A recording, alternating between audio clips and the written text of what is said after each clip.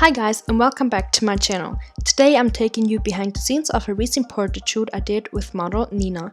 As always, I'm using my Nikon D750 camera with the 35 and the 50mm lens. For the first location I picked this hill with lots of tall grass to get lots of depth of field in my shots. It was very steep, so it was kind of hard to get the perfect perspective and to be able to stand securely. The location overall in real life didn't even look that pretty, but it just shows that you only need enough to fill your frame for the location to look good in photos. I used my 35mm lens for the wider angle shots and then the 50mm lens for more closer portraits.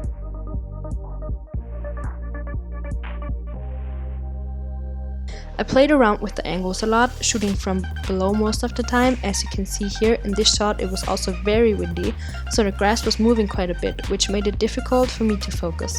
I wanted to shoot at 1.4, but I had to go up to f2 to make sure the photos were sharp. As you can see, the grass was very green, and I would have liked to block a little bit of that strong color on the face out.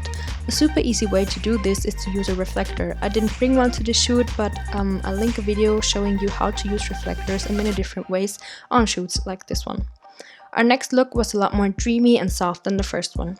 I kept this look very light and we focused more on elegant posing. We also added a movement by playing with the dress.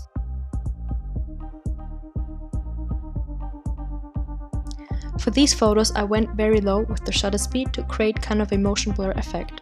With the moving dress in the foreground, the photos looked very soft and whimsical. We then did more portraits with the 50mm. The light in this spot was very soft and the small gravel path below and the lighter stone surface acted kind of as a reflector. We then walked to the last location. I opted for these stairs because it was starting to rain and this was the only place with kind of good light and a roof. The posing for this was again stronger and the outfit was a little less playful as the second one.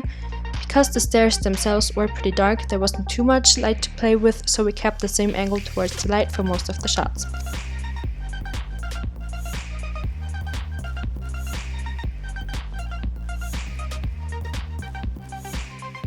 For the very last photos, we went into the darkest part of the stairs.